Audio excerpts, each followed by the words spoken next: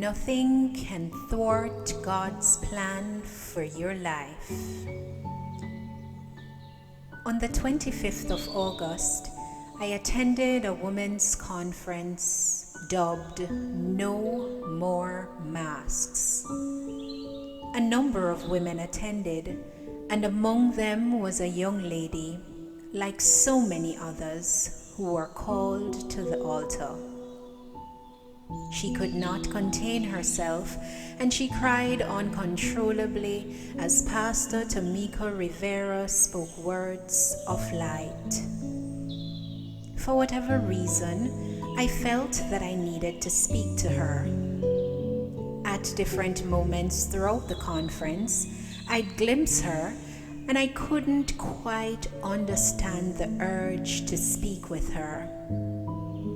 After the conference, I noticed she was no longer there, and I asked her mom where she was.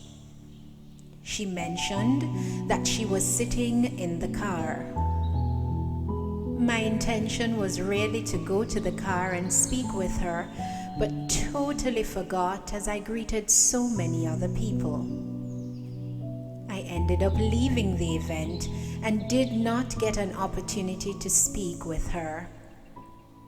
It really bothered me that I didn't get the opportunity to reach out, especially because something said I needed to.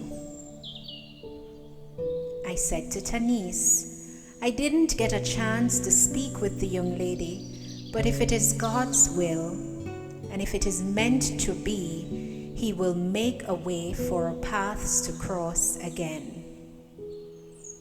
As time progressed, occasionally I'd think about the situation and wondered how I could possibly get in touch with this young lady.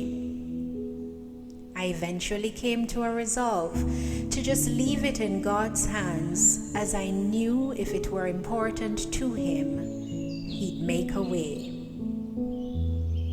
Last Sunday, with the assistance of others, as a part of the celebration for a birthday, a group of us decided to prepare meals for the homeless. Shante, who gave birth to this idea, advised that the first set of meals would have been ready for 8:30 a.m. Since I was the one responsible for taking the containers, I was expected to be there for that time. While on our way, I called and she said she was behind time, so I shouldn't leave home until around 1. But I had already left home. I contemplated turning back, but opted to go to Negril as I needed something at a particular supermarket.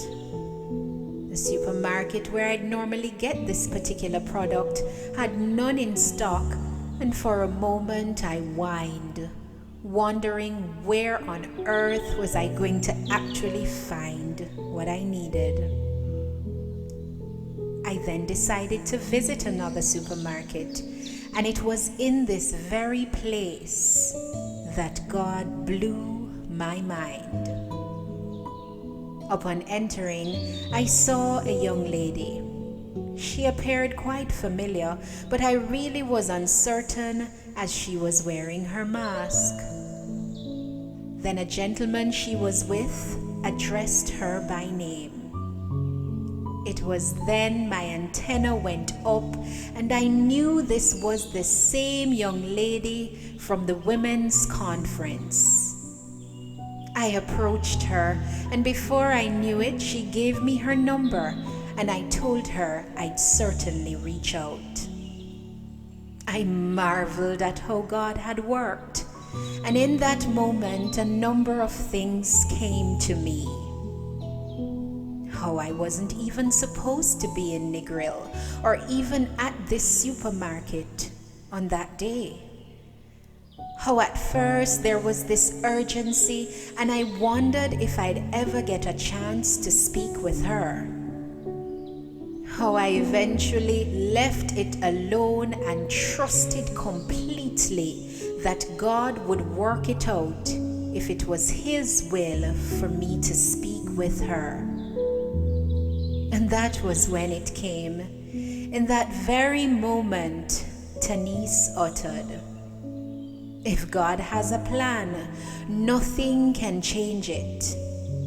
And there goes the commentary for next week.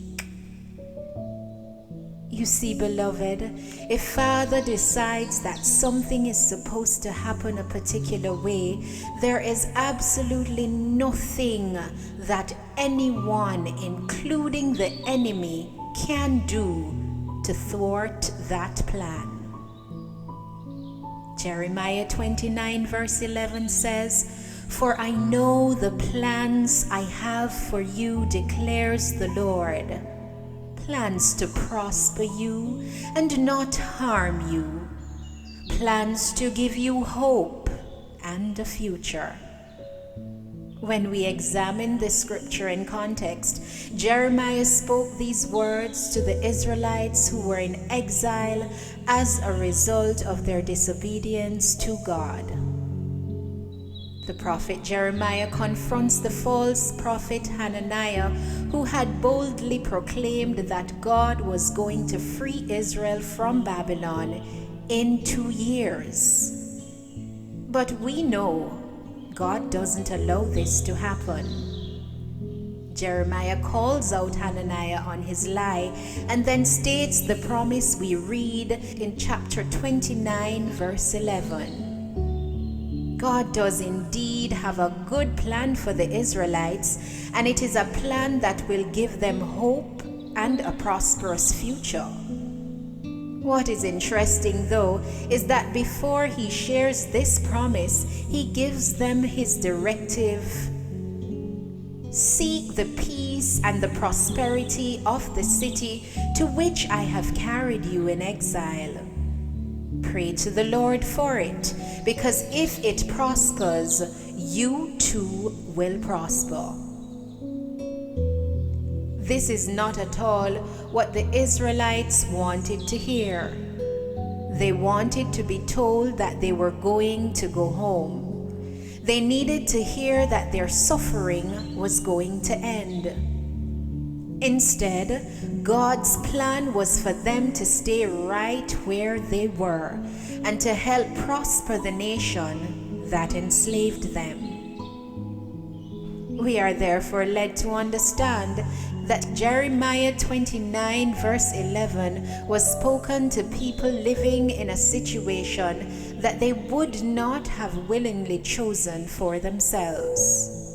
What this scripture reveals is that God's response is not always to provide immediate escape from our current situation, but rather to prosper you in the midst of the storm and eventually make a way. Author and blogger Mary DeMuth states, "It is not that we would escape our lot, but that we would learn to thrive in the midst of it." God can use our situations to work through us and give us hope for the future. Beloved, it is possible to flourish no matter where, no matter what. Daniel did it. At times when we have our own personal dreams and ambitions, we get sidetracked because it becomes less about His will and more about ours. If we are really honest with ourselves, that causes most of the conflicts we experience. When our visions clash with His, it is then we end up in Babylon. We tend to kick and scream, throw tantrums when we don't get what we want, not understanding that He has a plan for our lives and would have already designed us to fulfill a particular purpose. Proverbs 19 verse 21 says, "Many are the plans in the mind of a man, but it is the purpose of the Lord that will stand."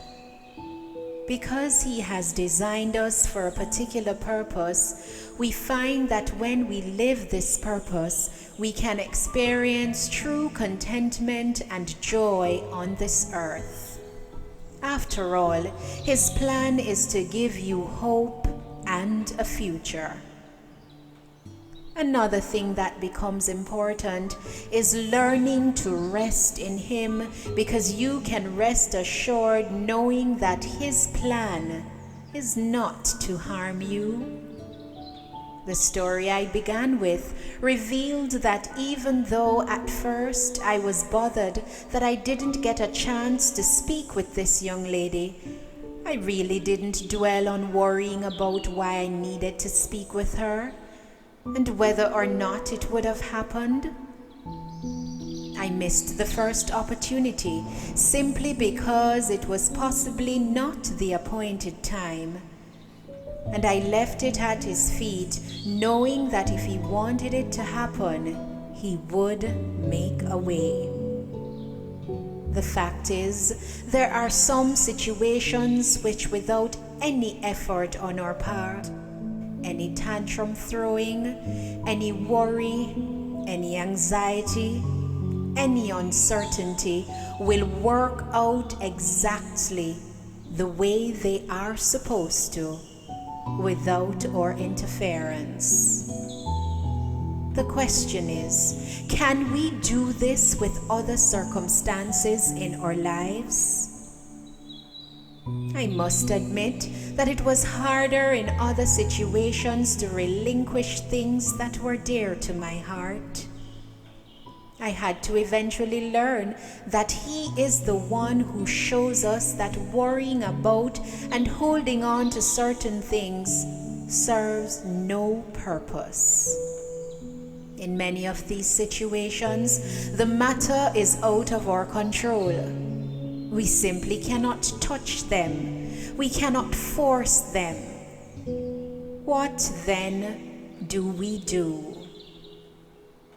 Rest in Him, knowing that He makes all things beautiful in His own time, and knowing that nothing can thwart or change what He has planned for you. We need to trust God enough to let some things go. Trust has everything to do with how much we are willing to leave with Him in order for His will to be done in our lives. Go placidly with Him in all the noise and haste. Trust completely that He will move mountains, part seas, and transform dried bones for them to live again. Surrendering is imperative. It paves the way for miracles, and everything that happens in your life is carefully orchestrated for His purpose to be fulfilled in you. After surrendering, we learn to exercise a faith that is nourished by the promise that He knows the plans He has for us. Be still and know that He is God. It is He who goes before and makes all crooked ways straight. He's got you in the warmth of His embrace, and the sooner you believe it, the quicker you will soar, walk on water, ride waves, and become a rare winged butterfly. Be kind to yourself and others. Remember, the Lord is not slow in His promise. He is always on time. I urge you to persevere so that when you have done His will, He will give you what He has promised. Remain constant in your belief that nothing can thwart God's plan for your life. He loves you. I love you. Be abundantly blessed always.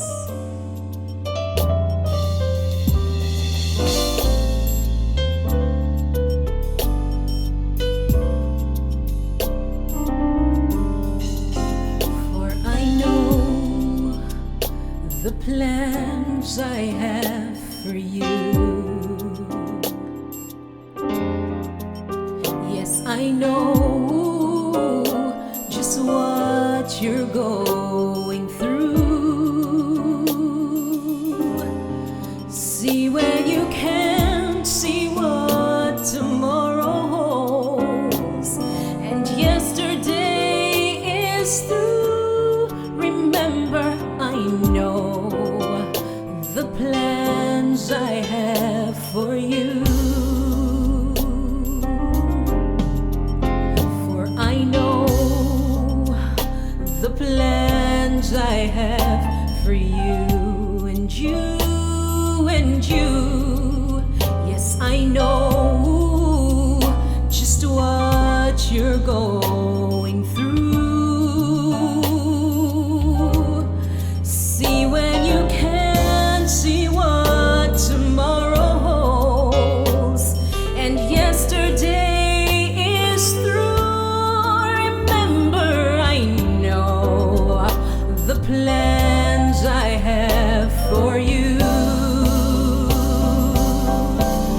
to give you hope for tomorrow, joy for your sorrow, strength for everything you go through. To give you hope for tomorrow, joy for your sorrow, strength for everything you go through. To give you hope for tomorrow, joy for your sorrow, strength for everything you go through.